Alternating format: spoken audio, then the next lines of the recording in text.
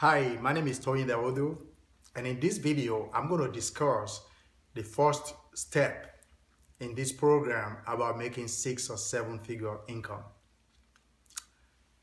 If you have read my report, I stated 5 simple steps for you to make 6 to 7 figure income as an agent investor or a broker investor. I've been a broker investor for over 12, 15 years. And I've done over 400 properties, which means I don't have to solicit for listings because all the listings that I put in the MLS are controlled by me. My corporation owns them, I control the corporation, and so the listings come to me naturally. That's what I'm trying to get you to do, to be able to have listings come to you so that if you list a property, you already know the end result as to how much money you're going to make. For example, you list a $60,000 property, you will make about $3,600, 3 times 6, or $1,800. I don't have my calculator, right? You make about $1,800 at 3%, okay? Now, I list a $60,000 property. Not only do I make the $1,800, okay, I also make sometimes $20,000, $30,000. That's the whole basis of the report. And if you read it, you see all the steps and all the processes that I use to make this kind of money. Okay. The average agent makes about $47,000 per year. Okay. I want you to make about at least $100,000 from listing fewer properties. Okay. Eventually, you'll be able to graduate to making $200,000, $300,000 per year. Okay. And listing less than 10 properties. I've done it. And that's what I want to show you. And some of the information on the report cover this. But this is the first step. So the first step is setting up your corporate entities and finding properties. How do you set up a corporation? It's very simple. You could contact an attorney who will set up a corporation for you for anywhere from $1,500, $5,000. Some people have spent up to $10,000 setting up a corporation. But I've been setting up corporations since 1991. I probably have about 12 to 15 corporations over the years. I also have trust, okay? I keep all my properties in corporate entities. The only property that I ever had in my name was the first property I bought, which I lived in. Since then, out of the 400 properties that I bought, every single one went into a corporation, an LLC, or a trust. Okay. The reason you need a corporation is that when you are an agent investor, it's a lot easier for you to list a property that is owned by the corporation. That way you don't have to be the signatory on all the papers. So when you have a corporation, whoever is the designated signer of the corporation will sign on your behalf for the corporation, even though you will still disclose that you have an affiliation with the corporation or you have an interest in the corporation. But it's a lot different than you signing the listing agreement, signing the buyer's agreement, signing the escrow instructions. One person signing all those documents sometimes confuse the novice agent. Okay, there's nothing wrong with it because it's all perfectly legal as long as it's all disclosed. But it's a lot easier for you to have somebody else, say for example your spouse, be the vice president of your corporation and she signs all corporate papers, or somebody, your assistant in your office that you designate. In my case, I designated a few people in my office who are either general manager or vice president. You could make anybody a vice president in your corporation to sign the corporate documents, okay? So that's why you need a corporation. How do you set up one? You could actually set up a corporation for yourself, by yourself. California corporation is very simple to set up. You just get the book, you fill out the paperwork, you send it in, you pay the corporate fees, and you're set up. At the end of the year, that's when your first $800 is due. It's not due upfront. So I've been able to set up corporations from anywhere from $120 in those days to about $300, $400 today, okay? And I will give you the phone numbers and websites of companies that set up those corporations. They will maintain the corporation for you. You have nominee directors. In California, I think you could be the president, the CEO, and possibly the secretary. I think you only need 1 or 2 people on your corporation.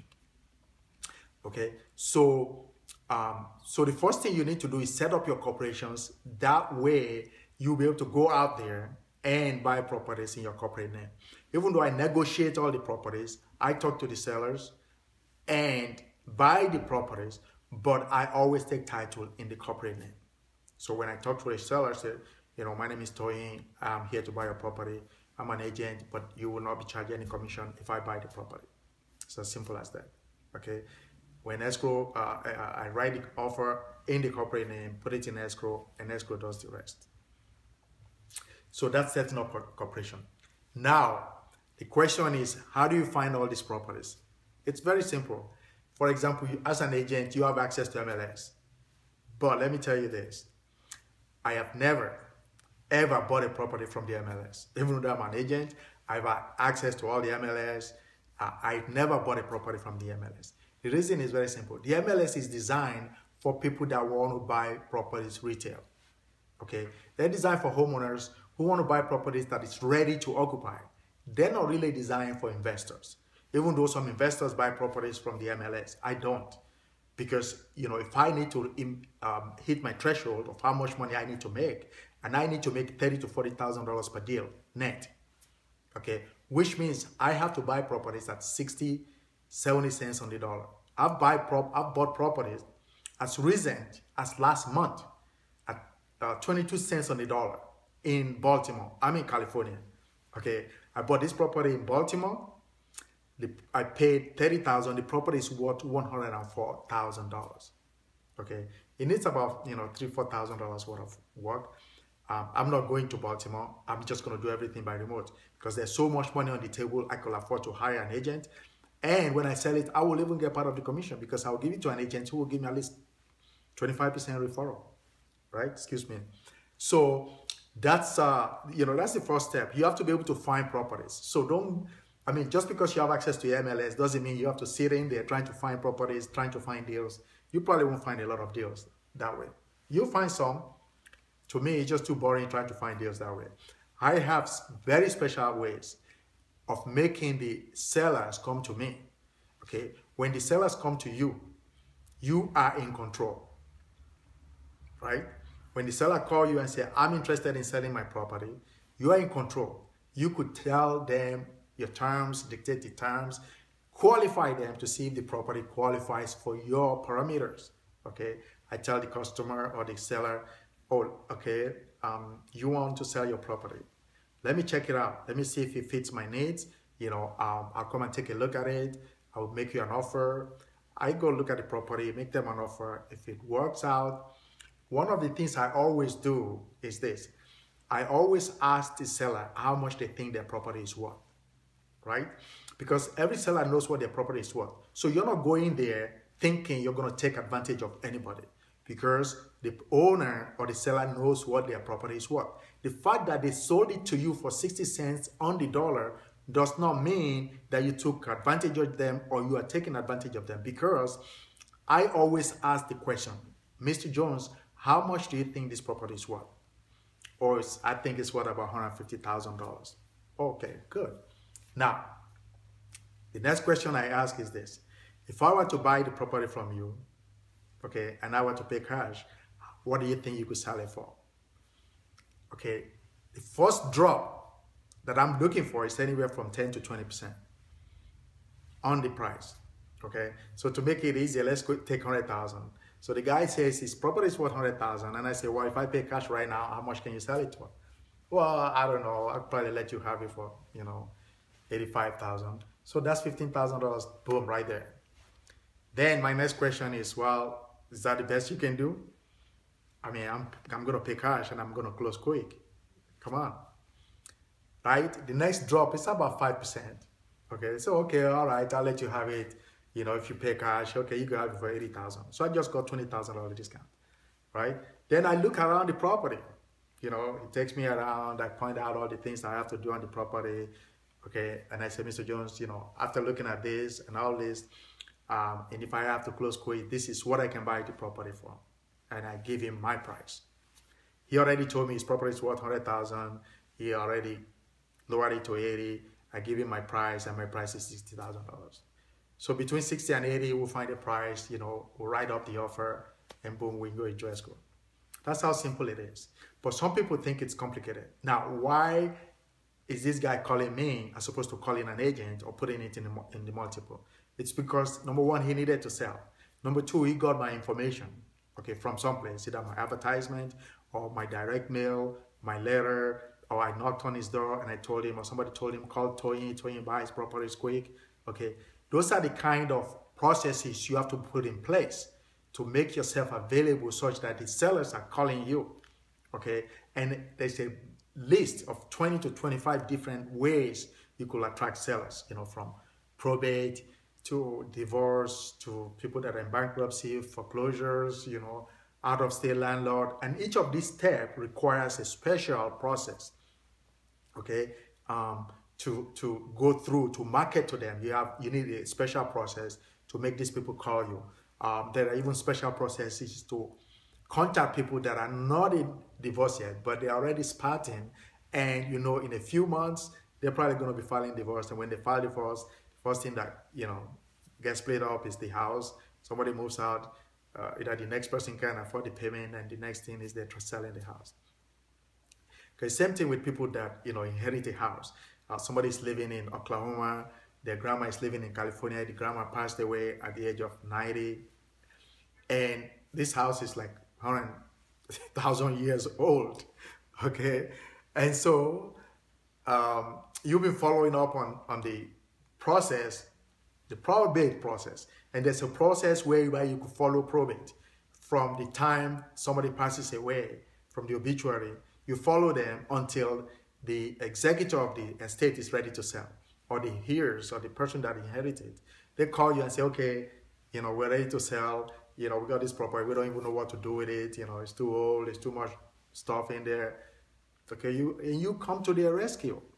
They're in Oklahoma, you're in California, or you're in California, property is in California, you are an agent investor. I don't even want to call you guys agents anymore, because you have to put a thinking cap on, different from being a regular agent. Your mindset has to change once you get into this program, because I think like an investor. I don't think like an agent. When I approach somebody, I don't ever think about listing their property, because why would I want to list a property and make peanuts when I can make the whole enchilada? That's the way I look at it, okay? So, I've never listed anybody's property, period.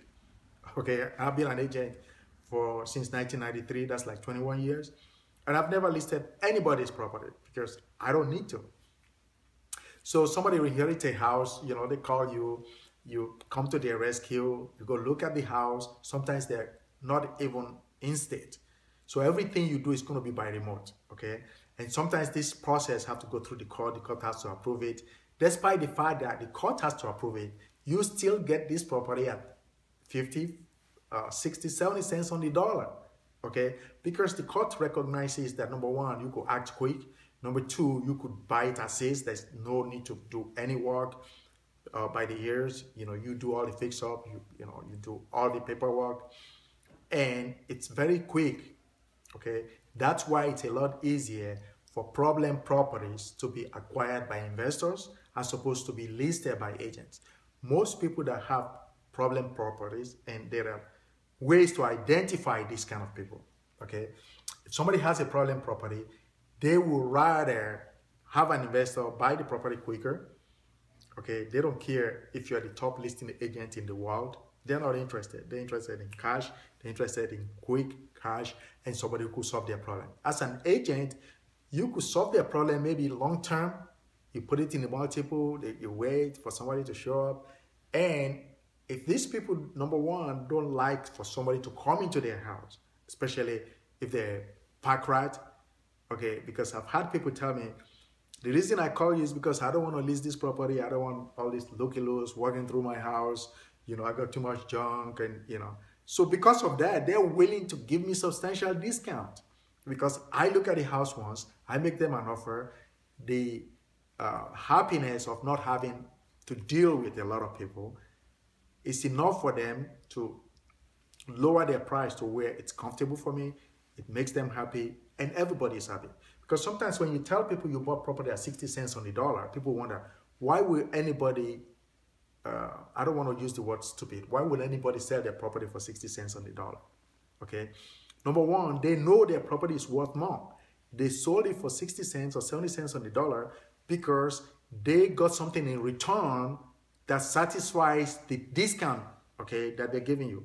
Nobody ever gave up anything unless they're getting something in return that is equal or higher than what they gave up, okay? Because, you know, when you go there and you resolve their problem, you bought the property quick, you pay cash, you buy it as is, you don't ask them for any questions, you don't ask them to fix this, fix that, which is what happens on the MLS. When you list a property, the owner has to make the property compliant with what the buyer, the new buyer wants. They need to fix this, fix that, fix this, fix that. You know, when you are an investor, you just buy it as is. Sometimes I bought properties that I don't even see. And when I got there, I noticed there's no roof in it. Okay, that's what I bought. Okay, but you, with experience, you will calculate all those things in it. Okay, for example, the property I bought in Baltimore, they wanted like $60,000, you know, okay. I actually sent somebody to go take a look at it. You know, she looked at it and then she told me, well, you know, Tony, you probably need about $5,000-10,000 to fix up this property and you'll be fine. Okay. After hearing that, then I made my offer. Okay. I mean, I could have offered $50,000. No, my first offer was $30,000. Boom, they took it. Okay. If I had offered $50,000, they would have taken it and I'll be out of pocket $20,000. So make your first offer as low as possible. You could always go up, but when you start high, you can never go down.